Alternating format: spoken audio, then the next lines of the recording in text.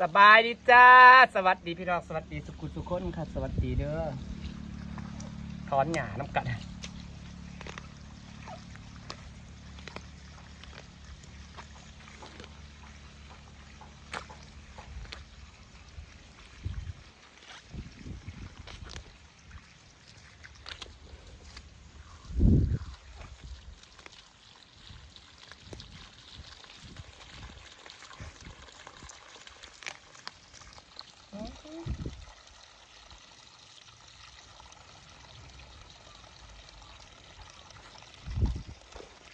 เคยเห็นมาพี่น้องค่ะ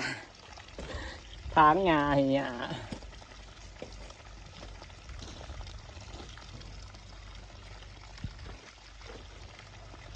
ทางหญ้าให้หญ้าจ้า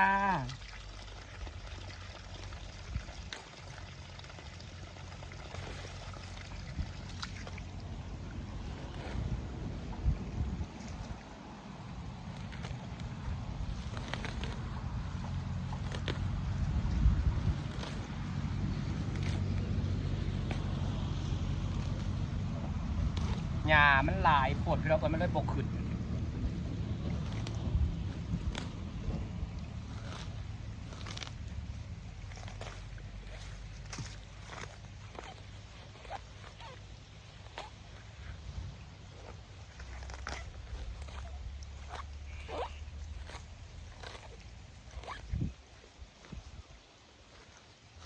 อที่หญ้าบ้านเขามันเริ่มตายก็เลยมาถอนออกหญ้าลายโคตรหญ้าไทเปเลยขึ้นมาได้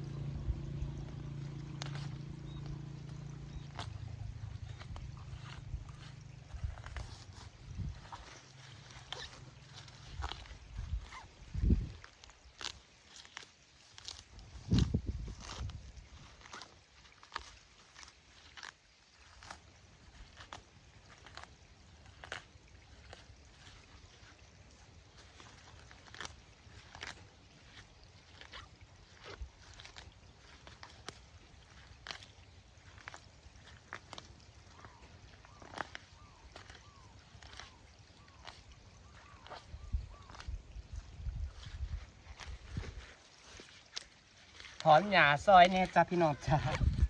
ได้ครึ่งหนึ่งเลยราคำนี่สิแล้วอีกบ่บ้า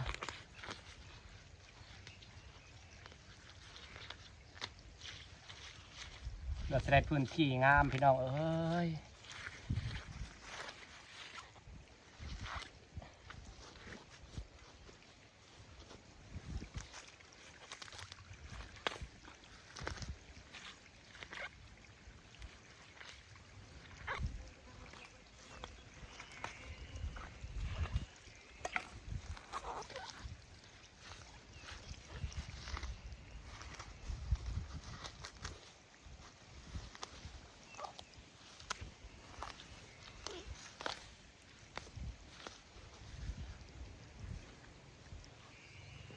เบิ่งมันท้อนหญ้าแล้วสิเป็นอะไร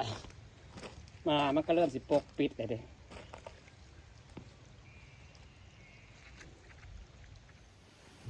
เสร็จไปแล้วครึ่งหนึ่งพี่น้องจ้าเพื่อจะได้เป็นหญ้าเนาะปลูกแล้วกับหญ้าพวกนี้ทมอีกกระรอบนี้มันหญ้าจะขึ้นทมหญ้าพวกนี้แต่ละหญ้าไทเปจ้าหญ้าไทเปปลูกหญ้าปลูกเย็นใช่ไหม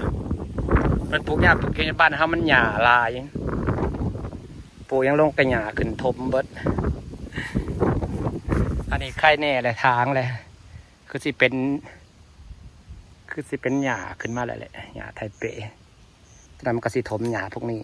บ้านเขาหญ้ามันหลายบ่ไหวบ่หญ้านี่ก็หลายบ่เบิดอายุไขมันนี่บ่ว่าให้หญ้าไทเปขึ้นอากาศให้เป็นหญ้าหลากเลิกเด้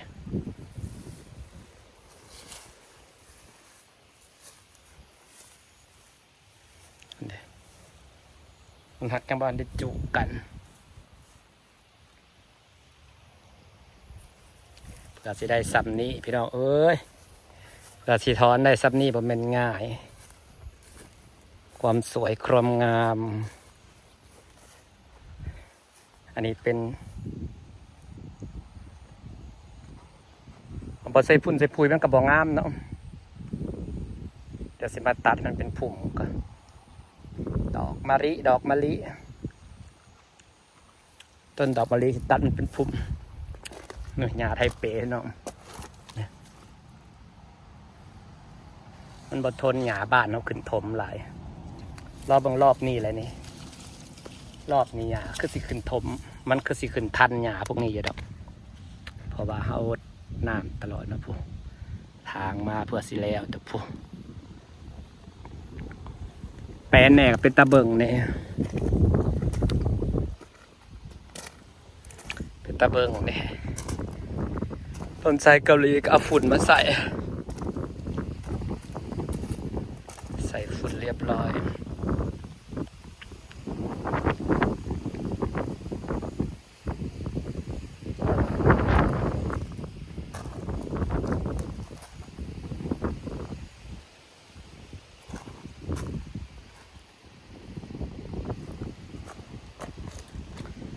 เหลือฝั่งนี่ที่ปัดนี่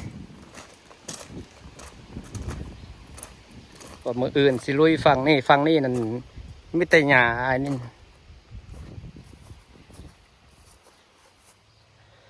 นี่แต่หญ้าน้ำแต่หญ้าหยกมาถมมันถอนได้สำใดเด้เห็นบ่ดิเขาปลูกห่างโพดกว่าละซื้อหน่อยก็เลยปลูกห่างขยายเอาใหม่บ่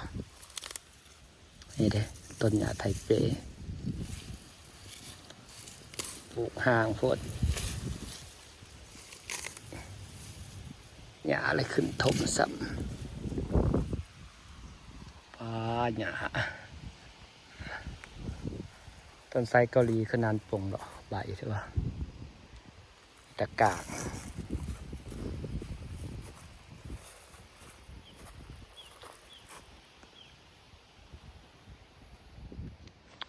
ฝากบรรยากาศไว้ซ้ำนี่เด้อจ้าพี่น้องจ้า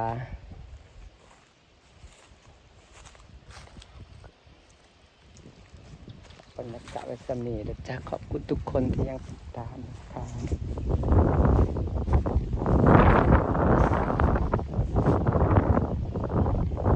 ตอนแรกว่าจะเห็ดนานพักอยู่นี่แต่เสาหินพวกนั้นมาโรยปีนี้บ่เห็ดดอกปีหน้าจะสิเห็ดเอาสั้นบนก่อนปีนี้ปลูกพักกันบ่เกินเจ้าของบ่ค่อยได้กินดอกพี่น้องพออยู่ปูเดียวเนาะกินกับนิดๆหน่อยๆบ่กินบ่เกินนั่นเนาะบ่ปลูกดีกว่าบำรุงแบบว่าหาบำรุงต้นไม้ใหญ่ให้มันใหญ่มีไว้ดีกว่าเอาเวลานั้นมาดูแลต้นไม้บ่ต้นมะพร้าวก็กำลังเริ่มอายุไม่ได้ฮอด2 ปีนะอายุปีปลายก็ถือว่าใหญ่ไว้อยู่ครับปลูกแต่2 ใบน้อยๆก็เลยเอาเวลาแบบว่าที่เอาสิมาฮดพักมาดูแลต้นมะพร้าวหักต้นมะพร้าวอาทิตย์1 ฮดเทื่อ 1ก็ได้แต่ว่านางเราฮดซุมื้อว่าช่วงนี้นะ เร่งต้นไม้ให้มันใหญ่ไวๆอยู่นั่งฮดซุมื้อใหญ่ไวมันใหญ่ไวก็ดีเดี๋ยวแต่3 ปีให้มันแทงจันทร์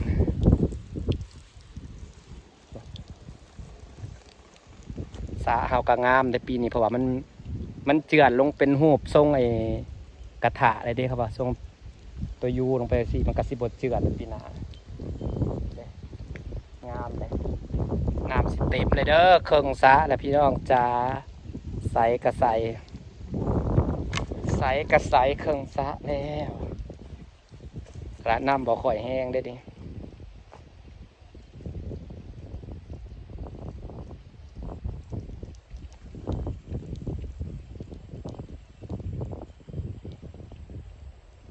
อยากได้ปลามาปล่อยแล้ว